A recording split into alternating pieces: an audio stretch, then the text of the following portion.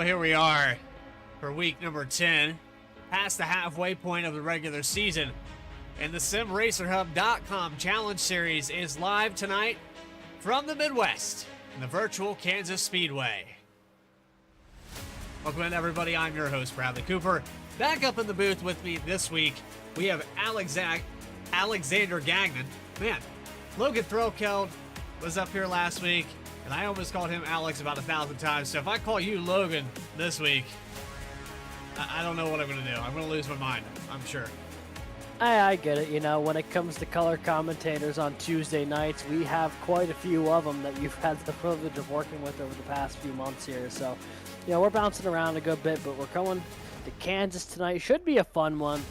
These guys at Sim Racer Hub always put on a good show and usually some really clean racing. And I think Kansas is really going to bring that to the forefront. Race analysis is going to come up on your screen right here. We have 90 laps here tonight. The mile-and-a-half style setup that we've kind of known and loved, hate, whatever you want to say about it. But it is going to be a fuel mileage race if this race stays green, and we've seen mile-and-a-halves all season long that went green all the way to the extent. And that stage lap right at lap 45 at the halfway point, 100% fuel in the iRacing fixed setup. So it's interesting, you know, we talked about last week at Nashville. They had added on, they tacked on 20 more laps to prevent it from becoming a fuel strategy race. But we're kind of right back in the same boat that we saw at Atlanta, where the 43 was able to get his victory and Casey Carrington just kind of walked away from the field on one pit stop.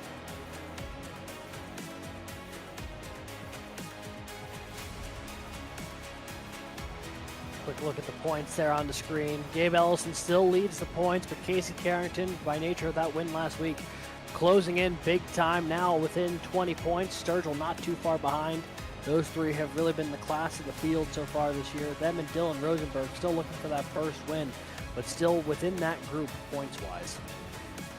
Yeah, it's gonna tighten up a little bit here compared to what it was last week. And you know, Gabe Ellison and Casey Carrington have went back and forth, 1 and 2, I think, for at least 4 weeks out of this season that I can recall immediately. And it was more of the same just last week. So for Gabriel Ellison, he'll go up and win a race. Casey Carrington will feel like he has a solid day, and he has to finish in third or second to mitigate the damage. That's how good Gabriel Ellison has been here in the past few weeks. And speaking of that, as we go trackside, grid up on the screen, well, it's no surprise. Gabe Ellison's going to have the pole here tonight at Kansas with a 30.722 to start the day off. Michael Garone is going to be to his outside in the 66. That's your front row here tonight from Kansas. Curtis White and Casey Carrington will start third and fourth spot. Then it's Jonathan Skavnicki, Dylan Rosenberg for row number 3. Daniel Giroux in the 92 will start in 7th. Thomas Stokes in the 8th position. And rounding out your top 10 here tonight, it's Jose Ruiz and Tim Bruce. Back there in row 6, you have got the 55 of Jeff Snow. Josh Taylor rolls off to his outside. In 13th, it's Sheldon Atkins in the 81. Michael Sturgill in the 3, rolling off 14th tonight. Row 8, it is the 111 of Stephen Miles and the 24 of Michael Mullins. And rounding out our field tonight, it is the 22 of Craig Martin. Interested here, we got a lot of cars in the back of this field that elected not to take a qualifying time. So how is that going to pan out for guys like Sturgill, Sheldon Atkins? Let's find out. We're live from Kansas.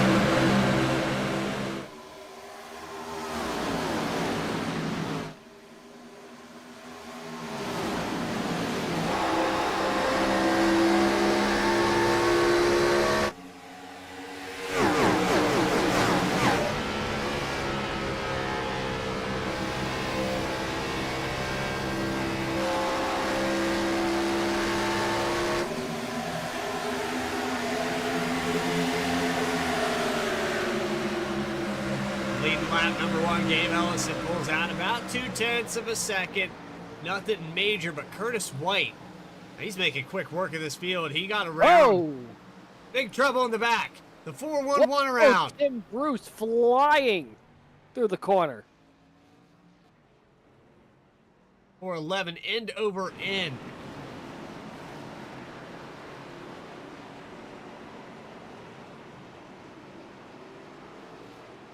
We're about to see the Cinnamon Toast Crunch go flying through the air. He got into the back of the 7, and I mean that was heavy contact there. Yeah, it was, and then came down the track right in front of the 22 of Craig Martin. And end over end, the 411 went. A wild ride for Tim Bruce. Watch it here on the tri-oval. This is just before the entry to turn 1. And I'm not sure if there's a checkup here or if... I don't see a checkup. I see the 411 trying to go for a piece of real estate to the inside. Back this up one more time. I think he's looking to the inside of the 7 here. I think he thought he could go down there. But Josh Taylor didn't actually get completely clear of Jose Ruiz, so I think he was going to continue to go that low line, just both drivers kind of miscalculating what the other one was going to do. Yeah, that's kind of how I interpret it, but big damage for both the 22 and especially the 411. Josh Taylor, looks like that car has a bit of damage as well, but obviously not how these guys wanted to start their night, especially Tim Bruce. You know, there's never a good time to go flipping through the corners here at Kansas, but lap 2, all the more of a bad time for it. That is certainly the wrong way to get a race going. It's not been a great year for the 411, hasn't had a ton of luck, and looks like Kansas will just continue to add to that. Yeah, unfortunate, the trend for the 411, and it's kind of been a trend for all of the serial killer team. They've been up towards the front, the super speedway races, but outside of that, it's been a struggle, and to see the qualifying again here tonight for Tim Bruce, he started up in the 10th spot. It was looking like maybe there was a chance this was going to turn around, and unfortunately the race ends pretty much where it started.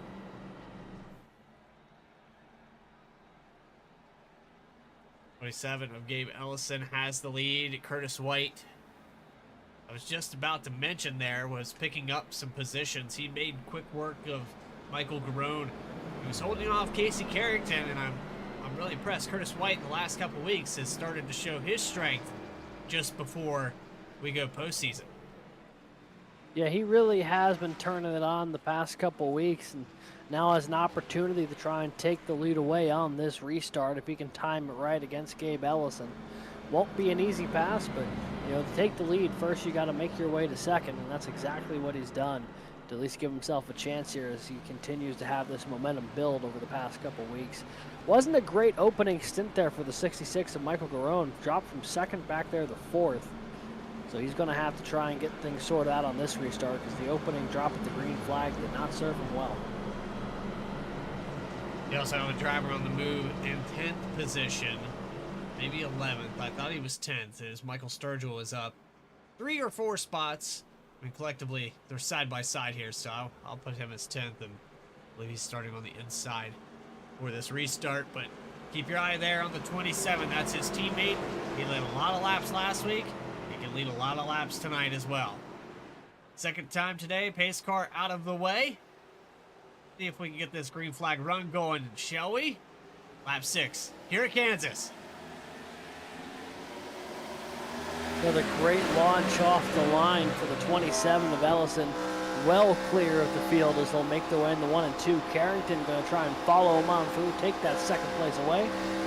Looks like he might be able to clear the 63 off the corner, and will. Contact back there with Garone. Yeah. With Stokes on the bottom, and Garone got into him. I think Michael Garone is suffering on these restarts. Yeah, the 66 has not liked restarting on the outside either of these two drops in the green flag. Falling back to 5th now, trying to get his way back around Stokes. We'll see if he had good race speed to go with that great qualifying effort, or if it's going to be an uphill battle for him. It's not gone great so far, and he's got a mirror full of Dylan Rosenberg right now behind him.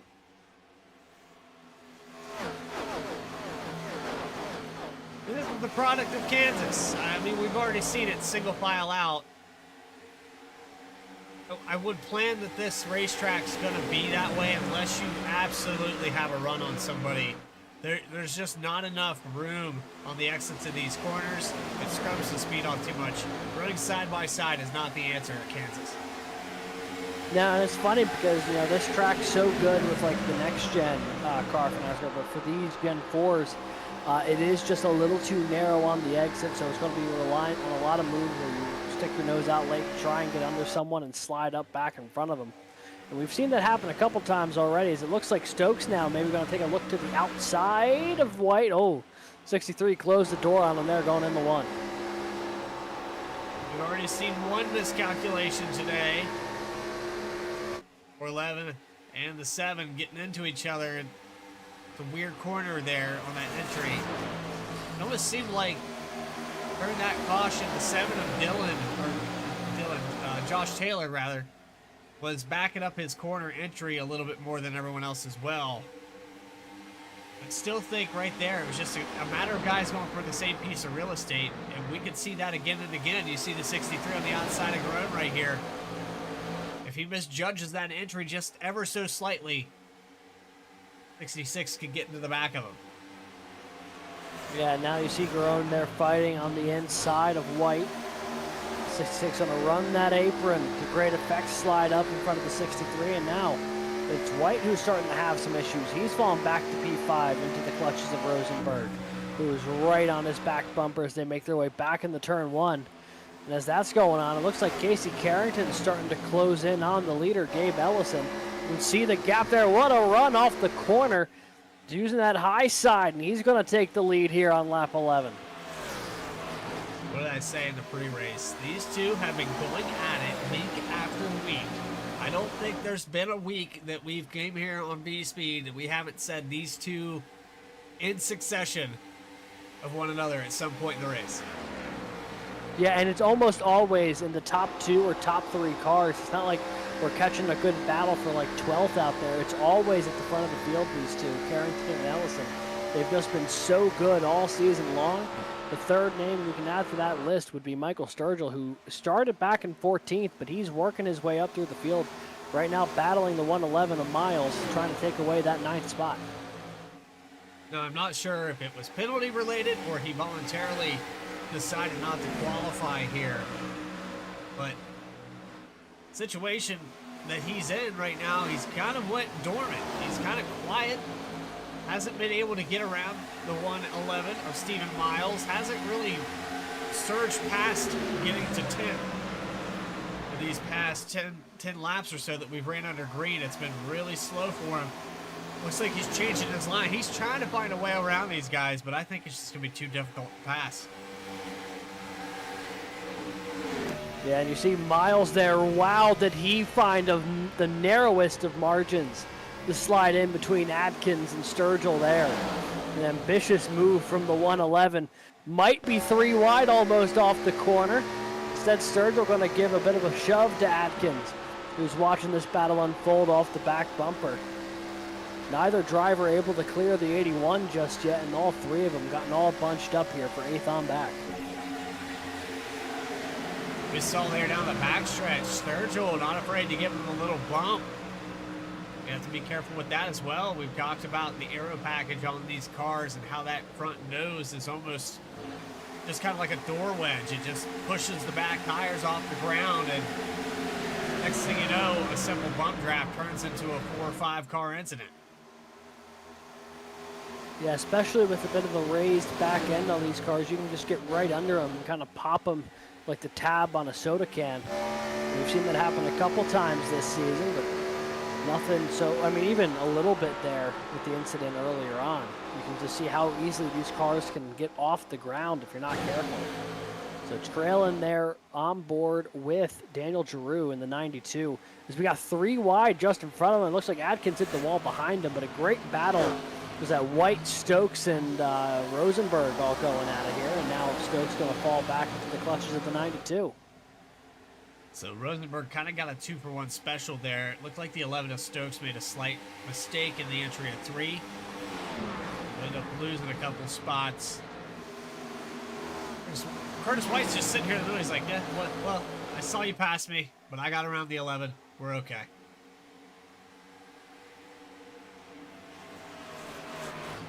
See this battle here. Oh, go ahead. I was going to say, I see the 3 of Sturgill. I don't think that he's really making up much ground here. Now, it does seem like he's kind of stalled out a little bit back there. He has gotten around the 111 of Miles, who was quite a difficult pass for him. And now coming up onto a group that will continue to be a bit of a challenging pass.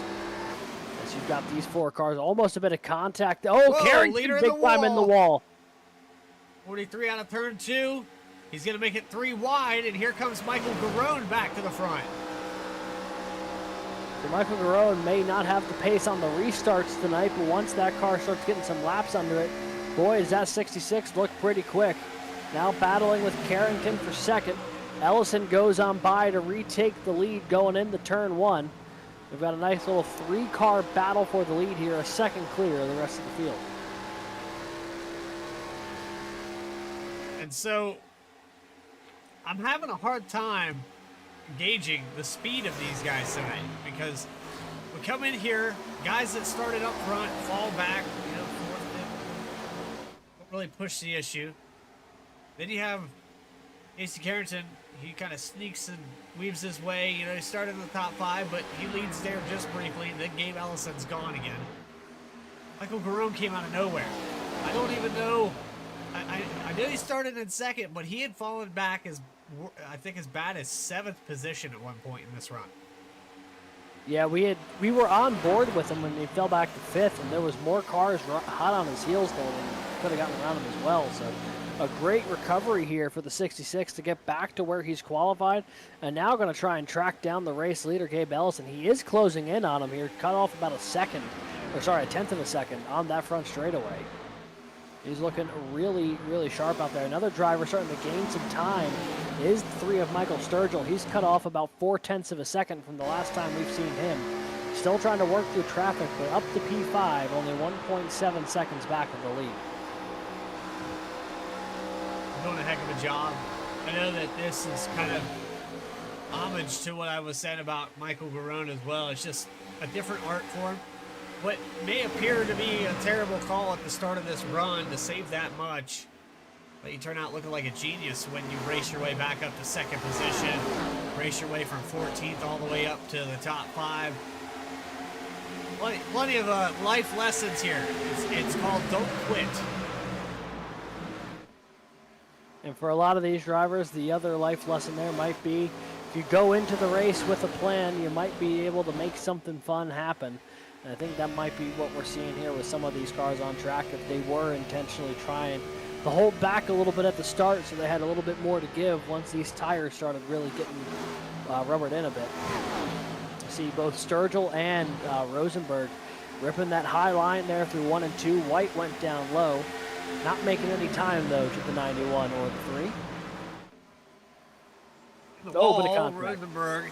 That's going to be common here tonight, so don't panic. Anybody that's watching in the chat right now, Kansas notorious for being a high-line racetrack, and these drivers are going to have to run right up next to the cushion of the wall. Don't be surprised if every single car here has some kind of damage in one form or another, because it is so loose as well off the 2. Look at both of them. Boy, they were putting that on display right as you were explaining what was going to happen there. Both of those cars had the back end way kicked it out toward the outside wall. Sturgill especially had to get way out of the throttle. He is battling a really loose race car right now. You can see the 3 leaders off in the distance there. Right now, Sturgill's trying to track down Rosenberg for 4th, but a big gap up ahead to the leaders. And it's starting to get a little busier there in the rear view mirror of Gabe Ellison. Michael Garone only 0.2 of a second back now. And Garone's been hanging out here. Last time by, 0.2 of a second faster. If he can keep this nose clean, I think we're going to see the 66 take the lead away from the 27 very soon. It is certainly a possibility, but he can't get too confident trying to go after Ellison because Casey Carrington is going to put him in a tough spot here potentially as well. You see the 66 really working it off of turn 2. Going to lose a little bit of time. This is a great little battle for the lead here between the two cars, first and second in the points. And then you've got the 66 where he's had a pretty up and down year to this point. But, you know, trying to stay in the hunt with some of these guys. Currently 5th in the points. It's been, you know, probably the most underrated driver, I think, in the opening part of this season. We don't see him up battling for the win all that often, but his consistency has really lent him a lot of points so far this year. A little tag with the wall there out of 2, but yeah, back to what you were saying. I think the reason being is that for Michael Garone, he has good days, solid days, consistent days. But if he's off, like right there, another brush with the wall. Once he's off, it seems like the race just kind of falls apart. He's going to have to get that damage fixed now, and that puts him almost 3 seconds, or yeah, we got about a second and a half loss right there. So that's a lot of time that you're losing overall, and as this run continues to go green, because we know it will, he's going to lose even more ground. Yeah, so at this point, it's just trying to hold on to that 3rd spot, do a little bit of damage control, try and get it settled in. And it looks like he'll have fallen off about a second there from Gabe Ellison. Carrington about half a second back as well. So that battle for the lead that all 3 drivers were within a half second a moment ago has really started to open up a little bit. Meanwhile, a little further back in the field, though, some great scraps still happening inside the top 10. See, there's Stokes and Giroux, and then also Sheldon Atkins back there in 10th. Had an absolute handful of Stephen Miles behind him. So battles kind of all throughout this field, despite it being a lot of single file. There's a lot of cars jumping out trying to make something happen. And you can see the gap up there. That's Gabe Ellison going through turns 1 and 2 right there on the outside line. But this is the point in the run where I think tires have fallen off so much that you can ill afford to not run the top. Running the bottom might get you an entry, but you're not going to get the exit speed, and if you continue to run the bottom lap after lap, you're probably going to end up getting lapped yourself. Yeah, we're seeing, you know, with the 411 there of Tim Bruce, he is really fighting all that damage from earlier in the run, now 18 seconds behind the leader. A lot of that damage looks to have been repaired, but definitely not handling quite right, so if there's any car in jeopardy of going a lap down, it would potentially be the 411. The last car on the lead lap, 16 of those cars on the lead lap. The only car out of this race, Craig Martin in the 22. Shout out to Jose Ruiz. I apologize for last week's captions. If you did go back and watch that broadcast, I spelled your name wrong, and I caught it today. There's not a D in Jose. So, that's great phrasing, isn't it? Yeah, that's a tough break all around. Yeah.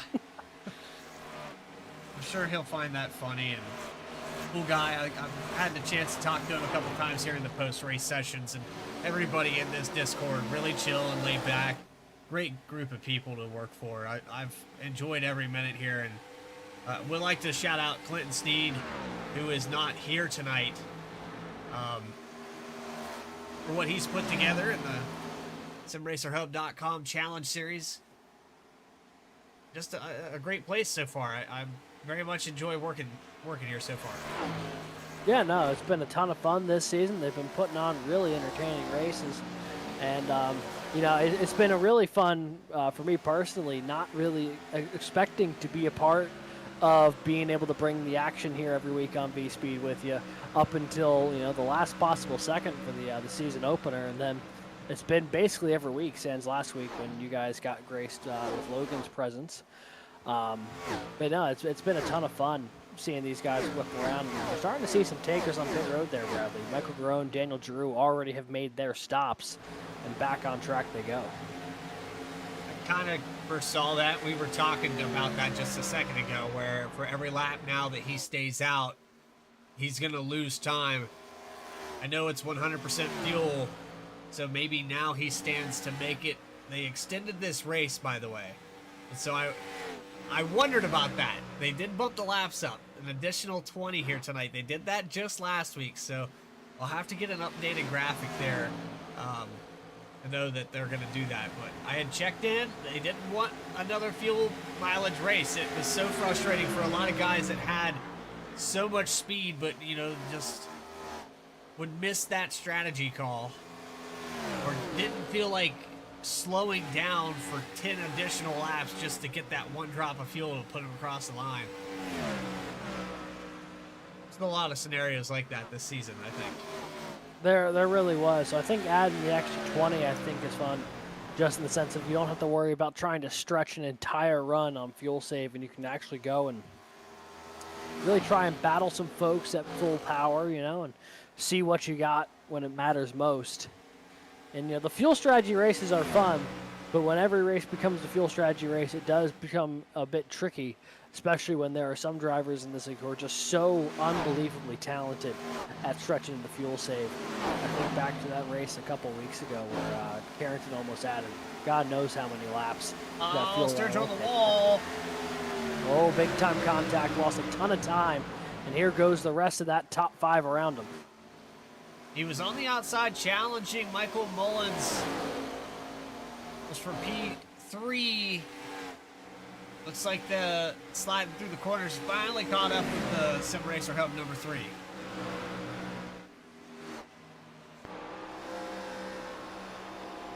So Sturgill now sitting in P5. He's got 3rd and 4th just ahead of him with Mullins and White. Most of these cars yet to come down pit road. Big slide out to the inside there from Sheldon Atkins.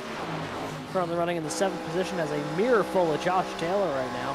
He's trying to go on a bit of a recovery drive here after that lap 2 incident with Tim Bruce and Craig Martin. The 7 currently up to P7 as this pit cycle continues.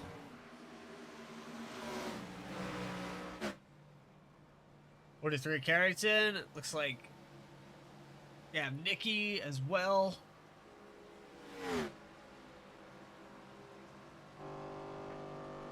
Let's say this is one of those pit roads that, for whatever reason, it's very easy to slide through your box. I think it's because you have a false sense of there's a lot of room down there on pit road, so you're able to find your stall really easy.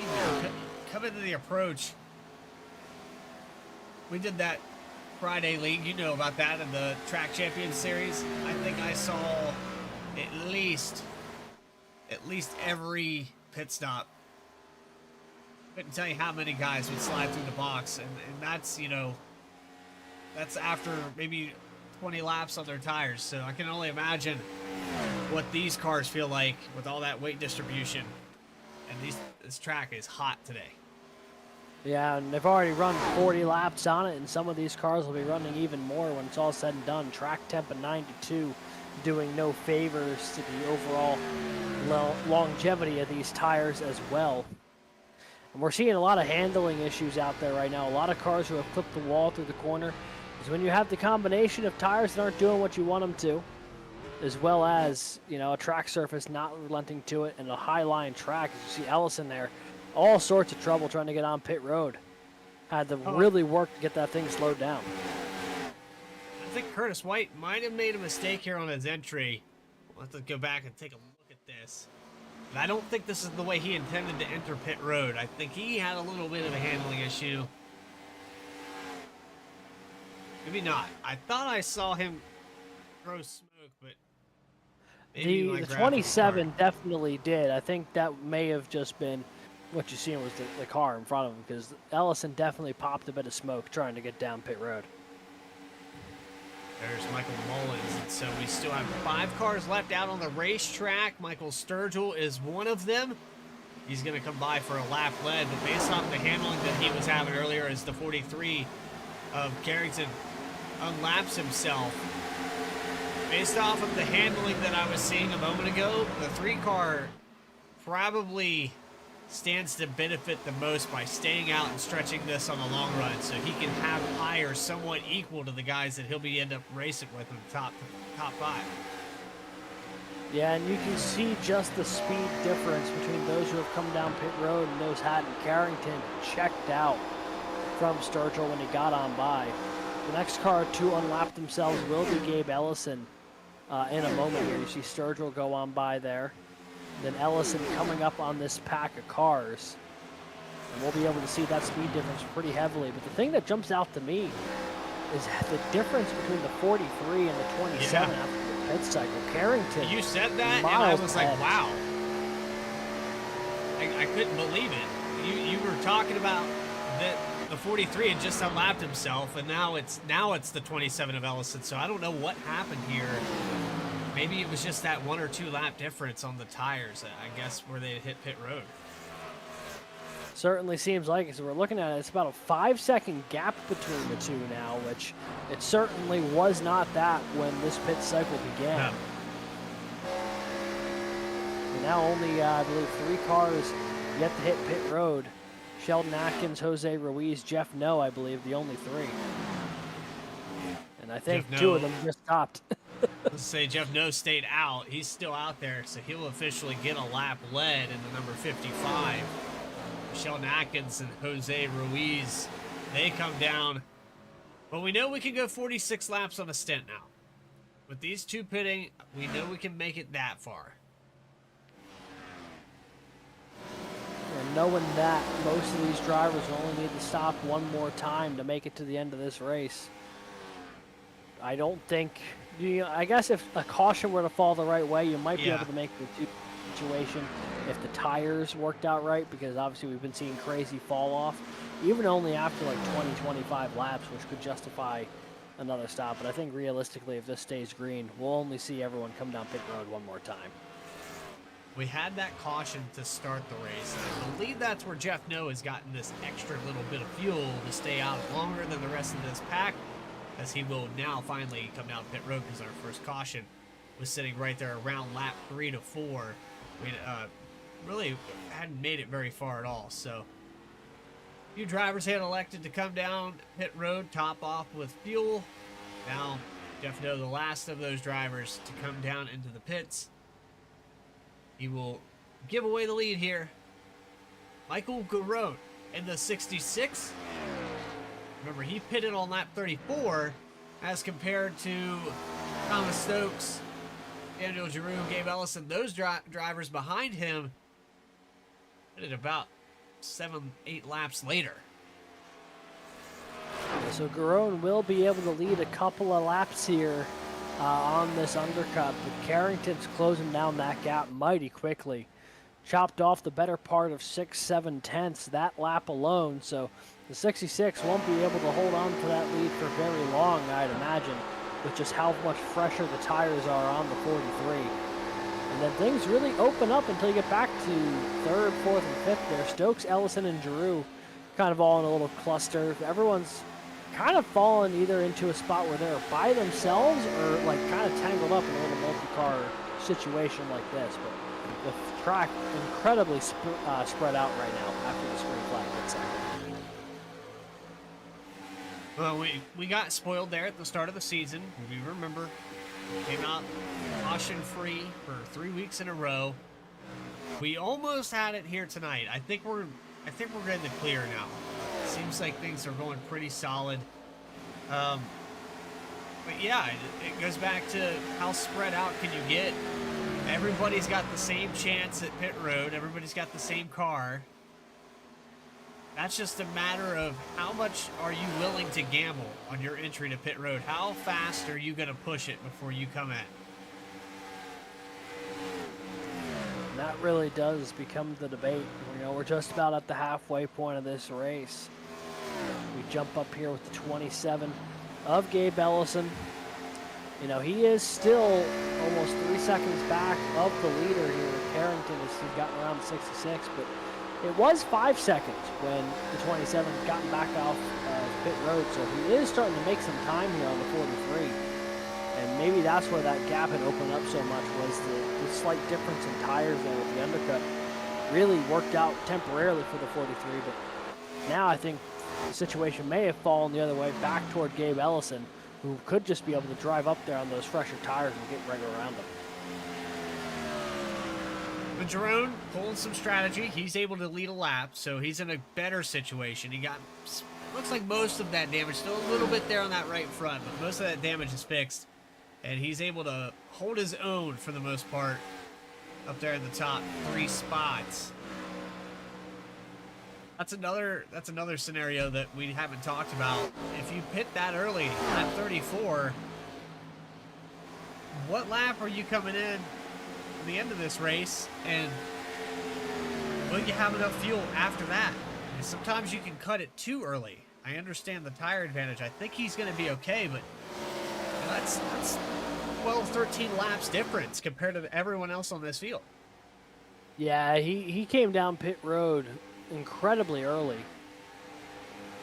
And I think, you know, he will try and commit to that strategy because you don't really have a whole lot of options when you pit that early. You can't stretch it too long because even if you stretch this thing 46, 47 laps, I mean, those cars who pit around lap 46 or 47, they could only run 40 as opposed to 46 and still have fresher tires than you, even with all the stretching that you're doing. So 66 has played himself into a very specific strategy here, thinking that the second undercut here could give him the track position he needs if he's able to hold on the one he's gotten now. But obviously those older tires are really starting to kick in, and he has fallen back from the leader as Ellison only continues to make his way closer. Meanwhile, good little battle for fourth here. Curtis White, Thomas Stokes, as they go into turn 3, they are side by side for the 4th position. Been peeking on the telemetry for this one for a little bit now. It's been back and forth a couple of different times. Looks like Curtis White's going to get the final say, though, as he continues to pull away from the dry oval. And I know that we're kind of still in that strategy mindset now at this point, because we had that early race caution that kind of reset. It could put any one of these drivers on a different fuel strategy altogether. But now you've got different numbers for when everyone came down into the pits. You've got 21 laps with Thomas Stokes out here on the racetrack, 23 with Daniel Giroux. This pit stop spanned a 13-lap stage of time. And so that was based off of, well, lap 45. You had your stage winner. And that eluded me. So, you know, I think that was where that plan was. The drivers stayed out as far as they could to make sure they could get that stage locked up, and I believe that went to Jeff No.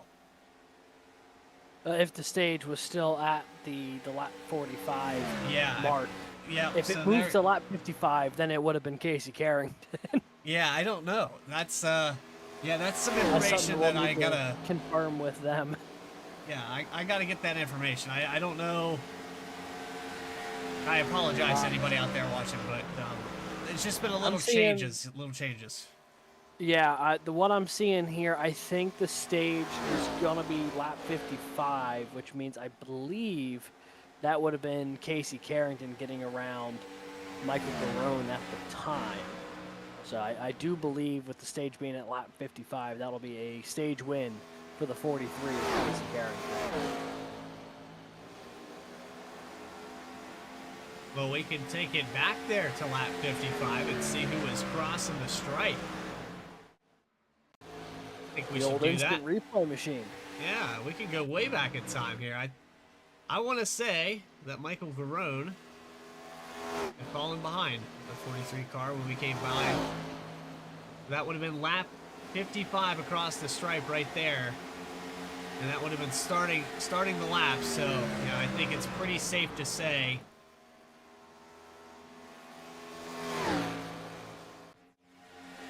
43, Casey Carrington is gonna snag away another stage here, as he has done quite a few times this season. Although it looks like Gabe Nelson might be snagging the lead away in just a moment. He is closed in for 0.3 of a second. And so this is one of those, you won the battle, but now you have to win the war. And for Casey Carrington, it's been battle after battle. Ultimately, at the end of the races, it's been Gabe Ellison by one more spot. it's just been kind of a thorn in Casey Carrington's side. I'm sure that these guys don't have any kind of animosity, but if there was a hero versus a villain kind of thing that was going on in this league, I'd say we're witnessing it every week right here. And now Ellison going to take a deep dive to the inside, trying to make his move through 1 and 2. Not going to work that time, though. Going to slide back in behind that Cheerios Dodge. Going to see if he can find a way around here in 3 and 4. But that bumper 2 lanes wide right now. Carrington trying to hold on to the lead as they make their way down the front straightaway. So, Alex, I want to ask, how deep do you want to go with this lore? Because you have kind of the hero scenario here, the Sim Racer Hub sponsored, working for the president hero character as he goes to the inside, and then you have the 43 who's always trying to come up with schemes and plans to defeat the 27. I mean, it's the same thing every week. It's scripted almost, but these guys go back and forth, and who's going to come up with it this week? We saw 1 lap short for the 43 in a fuel mileage race just a couple weeks ago. It's got to be frustrating, you know? Oh, incredibly so.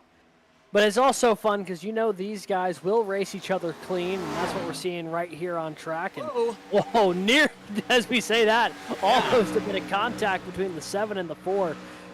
Josh Taylor, John Skavnicki battling each other in 1 and 2. That's the battle for 9th. That was almost a much bigger incident there. Yeah, I kind of flashed the camera on that. I saw the relative, and it stayed at 0-0-1 for a whole lap. So I said, well, I gotta look at, see what's going on back here. Josh Taylor had already had problems on lap 1, so. Honestly, he's doing a pretty good job digging himself out of that hole after the incident with the 411 and the 22. Got himself up to 9th here. It's the highest he's run all day, and within pretty reasonable distance of potentially tracking down Sheldon Atkins here before long. If he continues this rate, he is closing in just a little bit on the 81 machine. He was able to get clear of Skavnicki, but I'm more impressed that the damage was fixed enough on this car. You saw how hard he hit the wall on the 411, and Tim Bruce is actually still out here on the racetrack somehow. Yeah, they did a great job getting that car repaired. He's only 1 lap down, which for as much green flag racing as we've done with the damage he had, that's a really impressive drive so far from the 411. We gotta check in with these guys. I mean, it goes back to what you said. He's just had some rocky races here, and I thought, again, that 10th place, things were looking up for a solid day. Just one little mistake, man. One little mistake. It only takes one here at the SimRacerHub.com Challenge Series. But while we have you have your full attention, we're going to pay some bills here for SimRacer Hub. Take a quick commercial break here from Kansas Speedway. Don't go anywhere. More action continues in the second half right after this. Racing isn't easy, but experiencing it is. iRacing puts you in the driver's seat with the industry's leading sim racing game. Drive on laser scan replicas of the greatest racing circuits from around the world. Go head-to-head against other drivers chosen by skill-based matchmaking to ensure competitive racing at every level. Compete across all your favorite series. In officially licensed cars, engineered to deliver the most accurate driving experience possible.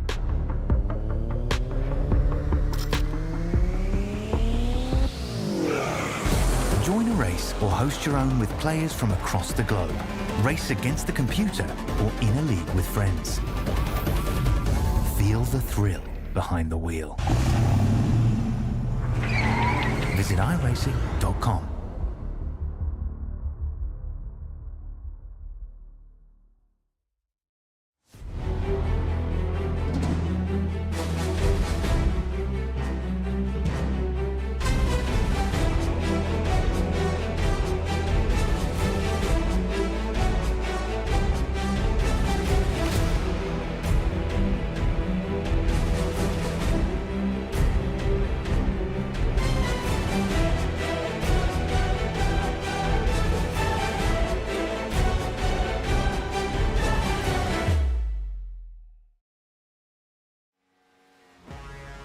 You're live from Kansas Speedway.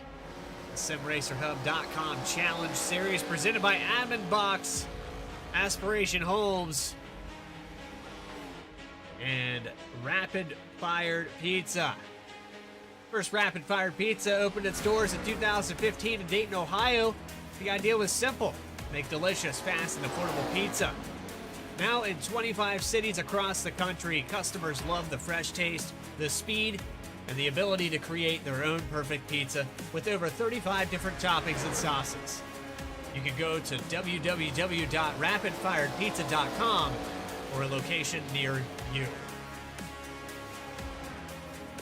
Your host, Bradley Cooper, alongside Alex Gagnon. And Alex, we're still seeing more of the same, more and more of what we've seen all season long with Gabe Ellison and Casey Carrington, but the lead is now stretched out to over 1.5 seconds. I mean, if you're Casey Carrington right now, you're already thinking strategy. How can I get back ahead of this 27 car? Oh, you've got to be. I mean, at this point, you know, the field is so spread out. A caution seems unlikely at this point. You've just got to figure out your way of how can you put yourself back into position to get around the 27. Is it saving your stuff now, trying to extend this run for, you know, a shorter stint to the finish?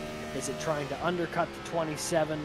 Although that strategy didn't seem to work during the opening cycle of pit stop. But, you know, Casey Carrington has been more ambitious and, dare I say, more successful than just about anyone else in this field this year when it comes to out-of-the-box fuel strategy plays or tire strategy plays. And I think he'll probably have something cooked up here. But tell you what, Bradley, I'm looking at this timing table, and it looks like the 43. I'll get to that thought in a second. And here comes Carrington down pit road, just as we were talking about it.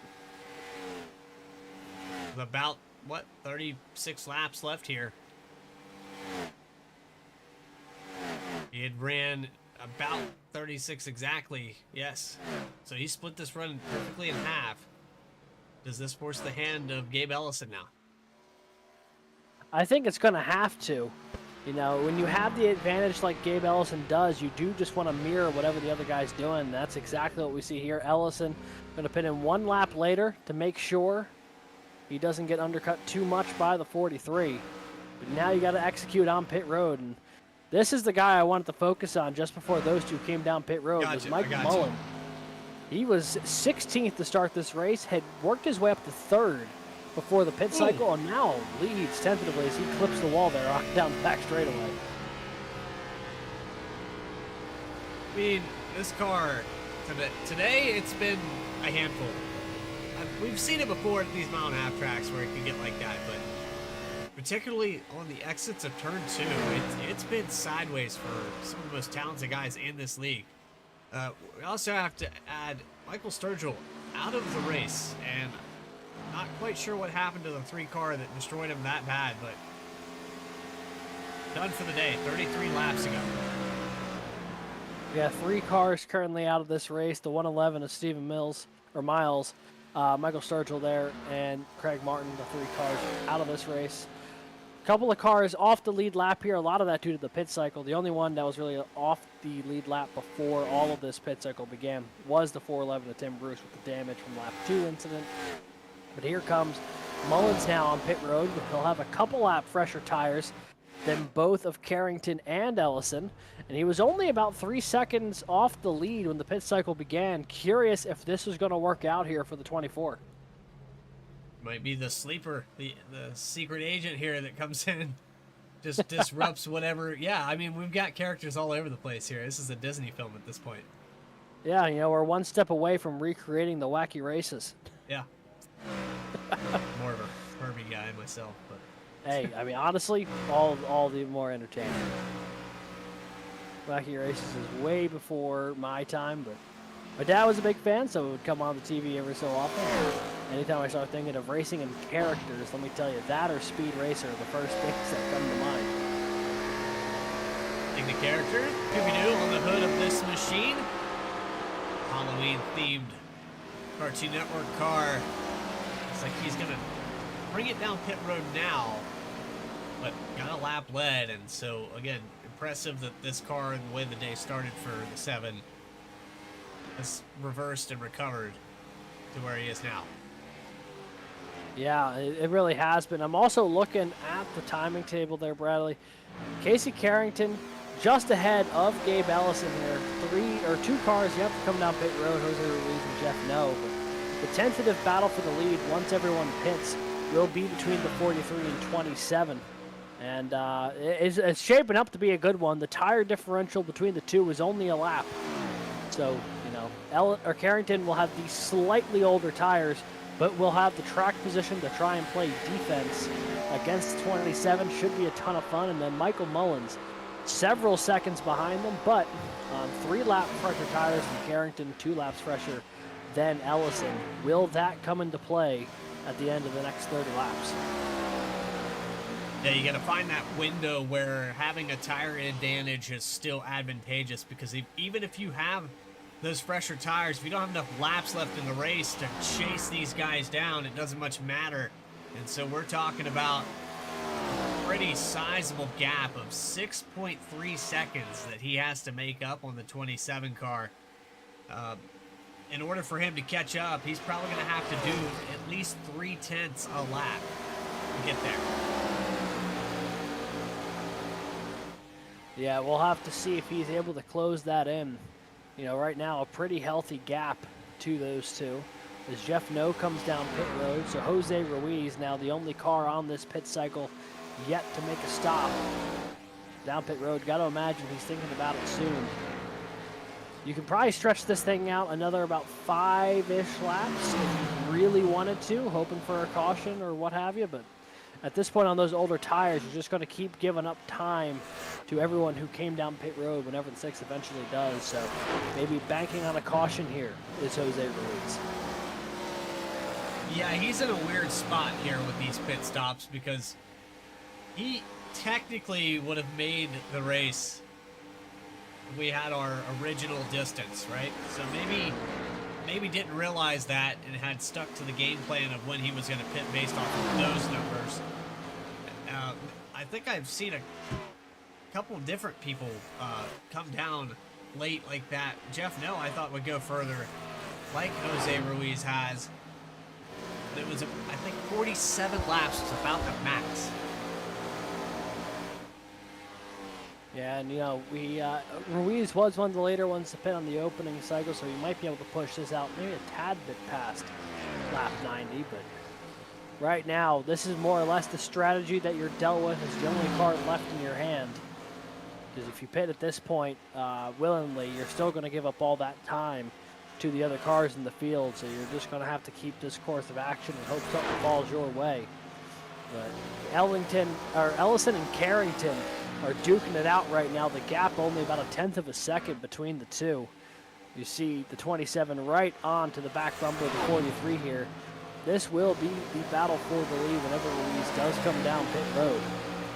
And we are getting treated to a good one here. Ellison going to try and find his way around the 43 on those lap fresher tires. But passing here at Kansas, especially in these Gen 4s, easier said than done.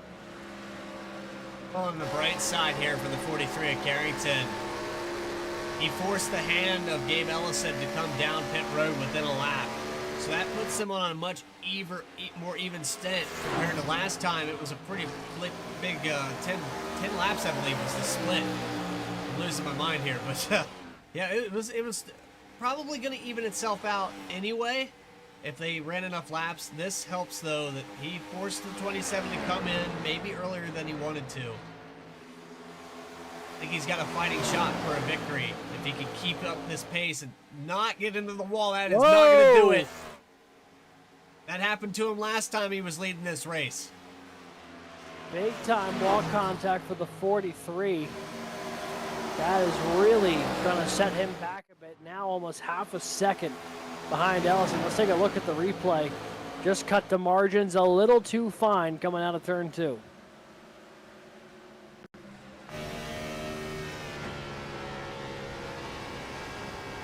And it's faster to be up there, but it's dangerous, and this is what can happen. Start to get back on that throttle a little bit too soon. Car steps out. You have to chase it up towards the wall, and by that time, you're already in it. So Jose Ruiz going to come down pit road, the last car on this cycle to do so here at lap 88, which means Ellison will inherit the lead. He leads by 4/10 over Casey Carrington, and then it's about 5 more seconds back to Michael Mullins, who's slowly reeling them in, but will it be fast enough is the question. Last time by, he was about that 3/10 I was talking about, maybe a little more faster than these guys, but we're only talking 20 laps. I think he's going to have to bump that up to 4 or 5/10 a lap this time around. 32.1 for Gabe Ellison, a 31.7. Say almost a 31.8, so another 3/10. I mean, he's on pace. Just got to keep it up and be consistent. This is where you get that paycheck right now. Yeah, this is a situation as a driver, though, that you love. You know, at this point, it's in your hands. You have the tire advantage. You just need to go out there, hit your marks, and it comes down to you to go out there and make something happen. The strategy stuff is done and dusted now. It's just a matter of, can you wheel that car into a position to make something happen?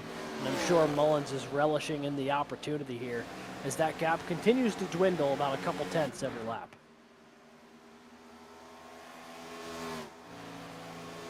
He's Carrington, even after brushing the wall just a couple moments ago, he's kept Ellison in check. It's at half a second, it stayed pretty much the same.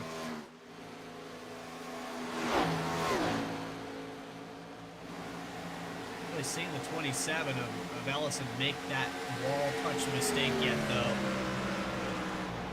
It's been the deciding factor for Carrington a couple different times. You remember earlier in the race, he had gotten into the wall, gave up the lead, and fell, I believe, back to like 4th position, somewhere in there. That's when I believe it was Michael Garone had caught back up. He was challenging for the lead. That it was. Yeah, the 66 had gotten into it. And speaking of the 66, he's was just in a battle with Sheldon Atkins. He's fallen back a couple tenths here, but it's been a decent day for the 66. Qualified really well. He's led a couple laps, still running inside that top 5-6 car group. Not too shabby for the driver of the 66 machine, but starting to lose out on time a little bit here to the 81 of Sheldon Atkins. And now he's going to have to try and just keep himself in front of a rapidly charging here, Daniel Giroux.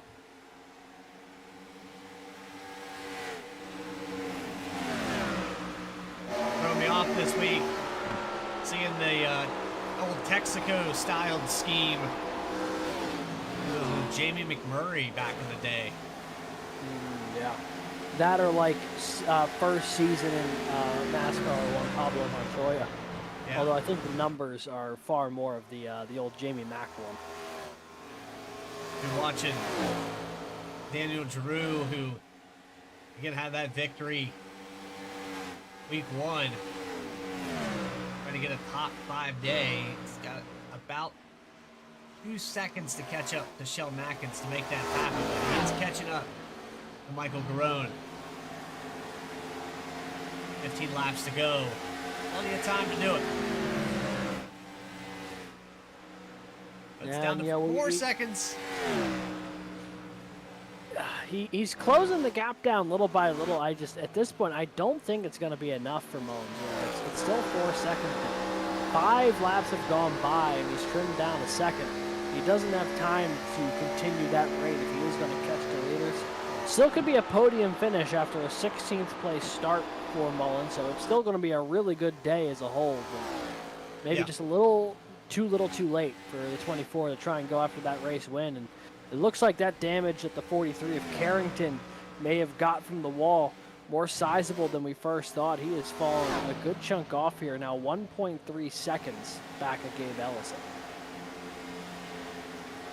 So the gap between Carrington and Mullins is at 2.5 seconds. It's 3.8 total for Mullins to get up here to the lead. Based off of the speed these last few times by, Michael Mullins is definitely going to catch up to Casey Carrington. Yeah, I think he has the speed to get up to second. I just don't know if he'll have the speed to get up to the lead, but the 24 is certainly getting a lot closer to the Cheerios machine here lap after lap. There is Carrington off of the windshield of Mullins. You can see the distance there. Still just looks like a little dot in the ocean out there, but every lap he's getting a little bigger in that big old windshield. He's getting that much closer to make something happen. It looks like the 92 of Giroux has gotten by Michael Garone, who got big time loose out of turn 2. Had to really go and catch that car, and now Giroux will take over P6. Right there, it just missed it there on the replay. We'll back it up one more time. Right on board with Michael Garone. Just steps out on him. Good save to not come up and get involved with anything. I'd rather lose a position than the whole race, you know? Yeah, absolutely. And that's the important thing, you know. Sometimes, it absolutely sucks to have to lose the position when you're battling someone like that, but it is a moment where you have to ask yourself, do I want to lose the position, or do I want to potentially bend this thing into the outside wall and drop all the way out of this thing? So ultimately, he lives to fight another day, and here goes Jose Ruiz past Jeff No. The car with the freshest tires on track. They are almost at 10 laps to go. Will have a outside chance to get into the top 10. He's got a lot of work to do to catch Skavnicki, but he's on by far the freshest tires to do it. Skavnicki about 3.5 seconds ahead. That's a tall order in 10 laps, but anything's possible. I know he's got much fresher tires. Last time by, though, you just say 0.7 of a second. I don't know if that's enough. It'll be close for sure, but that is for the last spot in the top 10. Here's a battle a little higher up. That is the 91, Dylan Rosenberg. Thomas Stokes off the lead lap here, but the 91, Dylan Rosenberg, had some really good pace in the opening stage. The pit cycles have not done him well, though. He cycled back to P9, but he was as high as about 4th earlier in this race. Mullins has caught up to Carrington. He got it under a second for the second position, and like Carrington maybe was saving his stuff a little bit here, predicting that the 24 was going to show up, because ever since they got within a second of each other, that lead has not shrank at all. Which would be a very Casey Carrington thing to have happen, I believe, with the way he's run some of these races. And it looks like they're starting to stabilize that distance off to Gabe Ellison as well. So to your point, maybe the 43 trying to kick it into another gear here in the closing couple laps, but even still, Mullins starting to reel in that second place spot a little bit more. The gap now 2.2 seconds off to the lead and about a half second off to Carrington. You can see how much larger Carrington is in the mirror now for the 24 of Mullins than the last time we checked in. Starting to be able to read the text on that paint scheme. Let's take a look at it from the back end. The Chex General Mills serial car, one of my personal favorites from Petty Enterprises. Michael Mullins goes peaking. I'm really impressed that he's down on the bottom and still able to chase like that. Usually you'll scrub a 10th or 2 off. Imagine if he would run that outside line. He probably would have caught these guys 5 laps ago. It's certainly a possibility, but every so often you just have a car that can run the bottom of the racetrack when no one else can. And I feel like we've seen the 24 be really comfortable on the inside of a lot of tracks we've been to this season. As Mullins now going to step out and try and make that move for P2. Looking to the inside through 3 and 4, and this is where Mullins has been comfortable all race long. Would not be shocked if he's able to clear him here off of 4. He will, and that'll put the 24 up to P2 in the closing laps. 5 to go here from Kansas Speedway in race number 10 of the SimRacerHub.com Challenge Series. Since 2009, SimRacerHub.com has been the premier destination for iRacing league scoring. Our mission is to provide you with the most comprehensive and user-friendly tools to manage your league schedules, results, points, and stats. Plus, our highly active Discord community is always ready to assist you with any questions or issues. Ready to take the plunge? Create a league today and join our community of passionate sim racers. Find out more at simracerhub.com. It's Gabe Ellison's race to lose. He has pulled out 1.7 seconds. Very loose off the corner from Mullins, just off the edge of your screen. But it looks like we've pretty much settled out this top three. I don't foresee Mullins having enough time to catch him. Now, I mean, he continues to get closer, but with only now 3 laps to go, don't believe he'll have enough time to get there, barring a massive mistake in 27. Also just want to point out, Jose Ruiz on those fresh tires not only cut off the 3.5 seconds to Skavnicki, has absolutely left the 4 behind, and now is looking to try and take away 9 from Dylan Rosenberg. Those fresh tires really kicking in late. Not enough time maybe to use them to their full extent, but going to be able to snag a couple more positions and get a few more points here. Yeah, fastest car on the racetrack right now is the 6 of Jose Ruiz. He is just running some burners. He's got nothing left to save. 2 laps to go. If he's going to get that position, now's the time. That's the same deal with the 24 of Mullins. If there was anything left to do, now would be the time for it, but does not appear so. The gap down below 1.4, but not enough as Josh Taylor is going to clear Daniel Giroux, the 7 car, up to P6. Highest he's run all night. Impressive stuff. I don't know how he's there. Yeah, the way really. His day started, I don't know how that car.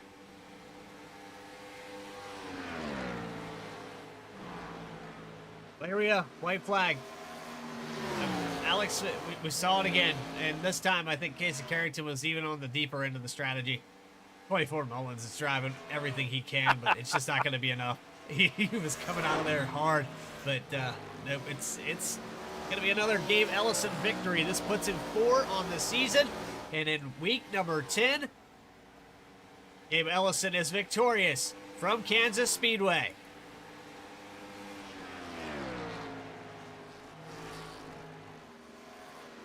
A really impressive drive today for the 27. Led 68 of these 110 laps. Really, really was quick. Mullins second, Carrington third.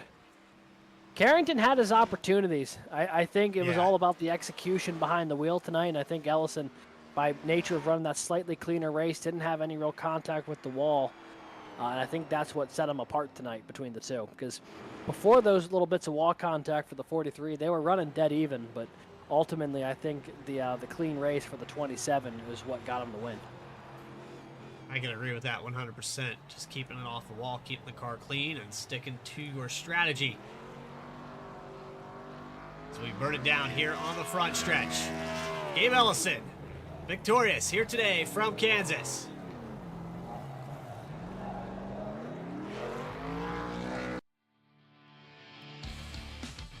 Post-race interviews with your top 3. Those final results for this event coming up. Gonna take a quick commercial break here on V-Speed.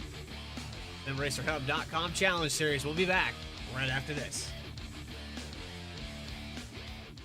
Racing isn't easy, but experiencing it is.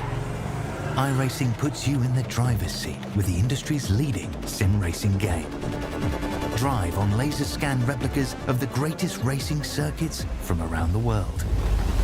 Go head-to-head against other drivers chosen by skill-based matchmaking to ensure competitive racing at every level. Compete across all your favorite series.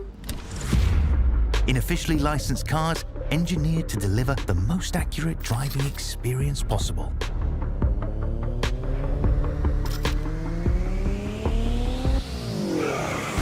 Join a race or host your own with players from across the globe. Race against the computer or in a league with friends. Feel the thrill behind the wheel. Visit iRacing.com.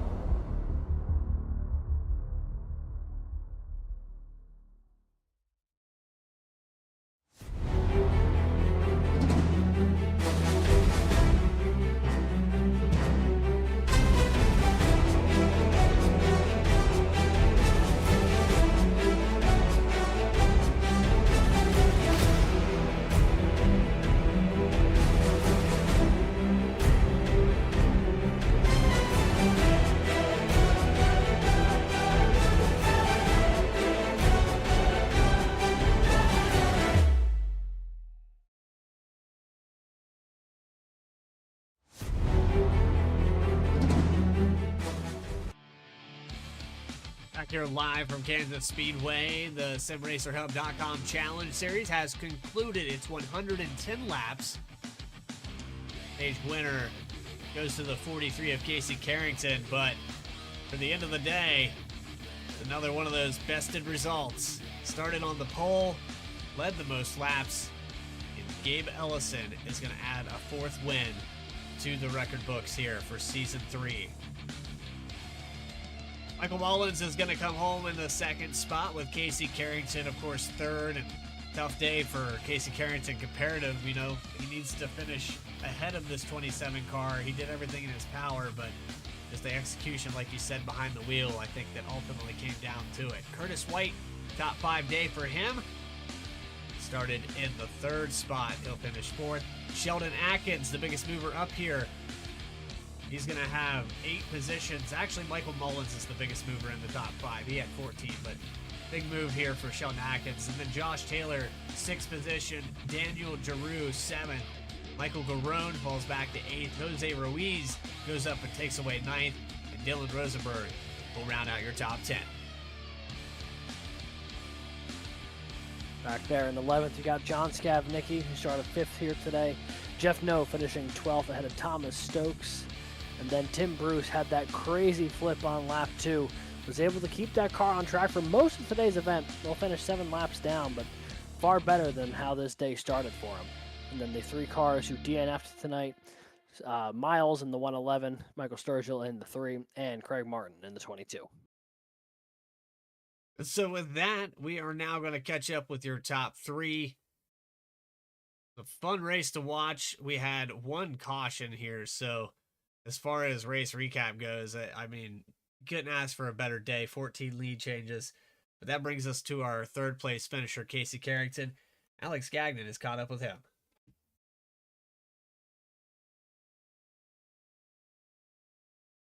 Oh. Hey there, Casey. This is Alex and Bradley in the booth. You got a copy? Yeah, I do. Well, it was podium finish for you tonight. Led 20 laps in the process, but it seemed like it was just a little too late tonight for you. Tell us a little bit about your night and what would have needed to go differently if you were going to have a shot at the 27 for the win tonight. New setup, new track.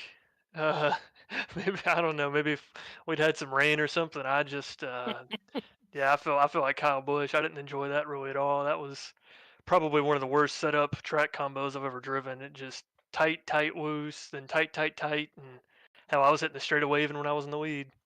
I mean, sorry, I was hitting the wall when I was in the lead. Yeah, I was going to ask you about that. We were watching that battle for the lead a good bit of the night between you and the 27, and we were seeing once or twice the 43 make contact with that outside wall. Was that because of the setup and how it sounds like from what you're saying, pretty unreliable as far as what it was going to be doing at any given moment? Yeah, I mean, towards the end of the run, it was almost kind of like a push loose where it wouldn't rotate on entry. Then when you hit the apex, it would rotate too much. But the first time I hit the wall early on in the race, I just tried to gas up at the exit of the corner to help it rotate, and it just went straight on me and knocked the wall down. And then the second time, I think it was something similar. I can't really remember, but yeah, Gabe, I don't know. I guess maybe he just naturally the track fit him better, and he was able to adjust. I wasn't able to make any adjustments as far as meeting the track in the middle. I just had what I had pretty much the whole race, and yeah, that was not very, very good of a run. I mean, I finished third, so I know everybody behind me had to have struggled even more, but that felt like a pretty pitiful effort for me.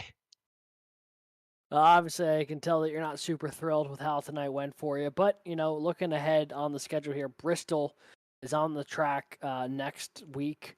What do you feel going into Bristol? Is that a track that you enjoy, or do you tend to shy away from the short track scene? I like Bristol when you can have a long green flag run, and it's not just a game of who can rim ride the wall the best, but we'll see. I think it's going to be a night race next week, so that it might end up being one of those kind of everybody up against the wall nights. But yeah, I mean, I can take or leave Bristol. Like I said, it depends on the car, track, setup, combo. Like I said, level of grip, depending on if it's day or night. So we'll see. I think the key thing next week at Bristol is just going to be managing traffic because obviously that's a track that'll eat your tires up, and it's one of those sporting tracks where you're either really good there or you're really bad, kind of like Darlington. So, gotta imagine it's probably gonna be some people way off the pace, and how the guys up in the top 5 or 6 can navigate that traffic is, I think, really gonna be the difference. And hopefully, I'll be able to do that the best. I feel like I'm probably the third best driver in the league this season, so who knows? Maybe Michael will have another bad night, and Gabe won't be as good at Bristol as he was tonight. Well, you may consider yourself the third best driver in the series, but still, I'm going to be pretty sure going to be second in the points when this is all said and done tonight. Casey, congrats on the podium. Anyone you'd like to thank or shout out tonight? Shout out to you guys for doing the broadcast. Shout out to Rapid Fire and all the sponsors for the league. Quentin, everything he does putting the league on. I know he's busy with real life stuff coming up. Hopefully, he'll be able to, maybe boost his on-track performance here in the next couple weeks. As I guess with work that'll be over for the off season for IMSA. But shout out to him and shout out to Gabe. For I guess filling in for race control. He didn't really have to do much tonight, but all he pretty much did was show up and kick everybody's ass. Shout out to you guys, like I said. Shout out to everybody that watched. And I may be the third best driver in the league, but hey, at least I got something. I think I've won about half a dozen stages so far this season, so I don't think they'll be catching me on that stat at least. You have certainly gotten quite a few of those. Well, Casey, congrats on the stage win and the podium finish here tonight. Thanks for joining us up here, and looking forward to talking to you again real soon. Yep, thanks, guys. And that was the driver of the 43, Casey Carrington, our third place finisher here tonight.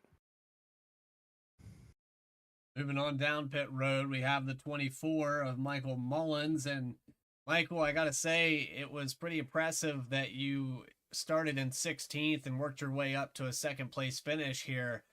But what could you have done differently strategy-wise to go chase down that 27? You had him on the ropes, just not enough time left. 10 more laps is the answer.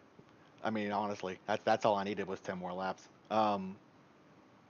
Definitely a better race than I thought it was going to pan out. I completely blew it in qualifying and started at the back. But yeah, once it got to about 30 to go, I was watching the relative and knew I could have a chance, but I just needed, like I said, 10 more laps. And we watched you chase Casey Carrington down from about 6 seconds back after that pit stop cycle had completed, and gaining 14 spots. I mean, it's a really solid day, and you've been putting together some top fives here. I mean, the season's kind of turning back around for you. Yeah, no, it's certainly a lot better today. I kind of blew it in Nashville. I'm not particularly proud of that one, but I mean, I got ran over and then I got loose and then I was in someone else's nose. It's unfortunate, but no, it's certainly a lot better race today. We are missing a few people. I wish everyone could have showed up. I can only assume it's because of the weather we're about to deal with. So I hope everyone is safe and doing well. But no, regardless, it's these are the kind of races that I've kind of expected to run of myself, and I'm just glad this one turned out well. Yeah, it's definitely the criteria that was set for this league as well, where we've averaged, one caution for 7 races, I believe, and it's just been a testament to how you run a lot better when we go green like this. So congratulations on the second place finish, Michael. Is there anybody that you'd like to shout out before we let you go? Yeah, of course. As always, the sponsors of the league, Rapid Fire Pizza, Aspiration Homes, Sim Racer Hub. Thanks to Clinton for hosting. Thanks to y'all at V-Speed for broadcasting it. And also I want to say hello to my mom. Mom got jealous because she wasn't able to watch the streams when I told her that this is how I spend my Tuesday night. So I've been sending her the YouTube streams and she finally got to hang out and watch a race for once. So I'm glad I did well. The last thing you want is to suck when your parents are watching. So Yeah. Mom, yeah, exactly. So Mom, I love you, and hope you all have a good night. And again, thank you guys for broadcasting. So appreciate your shout out there. It's good to know families out there watching, and we appreciate them here on V-Speed for coming in here. Tell them to hit the subscribe button, Michael. Tell them. Of course. Like and subscribe, everybody. All right, Michael, we'll see you next week at Bristol, buddy. All right, thank y'all. Take care. Second place finisher here at Kansas, Michael Mullins in the number 24. That brings us to Victory Lane, where Alex Gagnon has caught up with your race winner. Hey there, Gabe. This is Alex and Bradley in the booth. You got a copy? Yeah, gotcha. Well, win number 4 on the year for you, and in pretty convincing fashion, too, leading just over half the laps in this race. Tell us a little bit about your day. It seemed like you were having pretty good battles up there with the 43 on and off, and then looked like you were trying to outrun the 24 on fresher tires as that race was coming to an end. Seemed like it was a decent bit of fun out there, but I've heard drivers saying that the setup maybe is far less fun than what you're seeing up here in the booth. Yeah, it was an interesting setup. It would get real tight on entry, and then it caused you to back up the entry quite a bit. Then it would kind of get loose in the center when you throttle up, and then it would push tight on corner exit. So I mean, I'm not sure, but I feel like you probably saw a lot of people taking the wall down on corner exit because of that. So yeah, I mean, my philosophy was to just the top was faster, especially when you're side by side, but kills your tires up there. So I just tried to run the bottom as much as possible and just use the top sparingly when I needed to. And I think Mullins was on the bottom the whole time, and you saw how fast he was at the end there. So it was just a big tire thing, and track position was important, but even just 1 or 2 lap pressure tires coming out of the pits was a pretty significant advantage. So just was patient, saved tires, and it worked out. Yeah, it certainly seems like it did, and ultimately came down as a big win for you. Now, win number 4 on the year. We've run 10. You've won 4 of them. Gonna hold on to that points lead. Got to imagine you're feeling pretty good with how this season's going so far. Yeah, super happy with it. Just trying to stack up those bonus points as much as possible. I know I'm gonna miss next week for the birth of my daughter, so I know I'm gonna give some points back there. So I'm trying to get as many as I can to see if I can't hold on to the regular season championship. Well, I mean, first of all, congratulations, by the Appreciate way. it. Super Appreciate it. exciting stuff.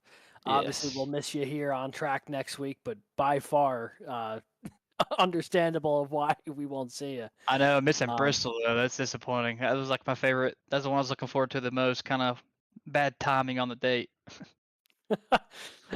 Unfortunately, sometimes schedules cannot be super accommodating. Yeah. But want to ask you one more thing about tonight's race at Kansas before I forget. It looked like, to your point, a lot of cars were making contact with that outside wall, especially off of turn 2. Seemed like you were able to keep the car off the wall tonight, though. Is that just a matter of you were feeling comfortable with your corner exits, or were you doing something differently than everybody else? Because just about every other car we looked at one point or another tonight tagged the outside wall there. Yeah, I think I was completely clean there. I think I managed to keep it over the whole time. It's just being real patient on the throttle with these setups like this. iRacing, it's super common to get a setup like this where it gets real tight on corner exit. So it's just being super patient with the throttle and kind of starting off really conservative and working your way up to pushing a little bit harder to get closer to that wall. But hitting the wall one time can kill your race at tracks like this. So, if you're playing the long game, saving tires, just keeping the car in one piece is, focus on that quite a bit. Yeah, for sure. Well, ultimately, you're able to do that, and a well-executed race means the win for you. Gabe, anyone you'd like to thank or shout out here tonight? Yeah, as always, thanks to Clinton Sneed, Casey Carrington putting the leagues on, you fellas at V-Speed, and thanks to the wife for watching the toddler 39 weeks pregnant while I'm doing this. So that's about it. Impressive stuff from both you and her, let me tell you. Yeah, she's a rock star. Well, Gabe, congrats on the win tonight. Thanks for popping up here in the booth. Good luck to you and her over the next week here with the birth of your daughter. And whenever you return, we'll be more than happy to welcome you back on track here and see what you got for us. Appreciate it, guys. Thanks. And that was your race winner here tonight, the 27 of Gabe Ellison, picking up win number 4 this season from Kansas Speedway. Don't go anywhere. This race is concluded, but that doesn't mean we're done racing here on Tuesday nights. We've got another one coming up. And, well, we alluded to it a couple different times here, but live from Bristol next Tuesday. Gonna be a good one. Short track racing under the lights. That'll be October 15th at 9 p.m. Eastern Time. You can hit that subscribe button right now and you'll never miss a single race. Bring you flag-to-flag coverage all season long of the SimRacerHub.com Challenge Series. You can also tune in tomorrow night. We'll have Racing Revolution live at 8:30. V-Speed's very own Golden Child will be running that production. Morgan Cook.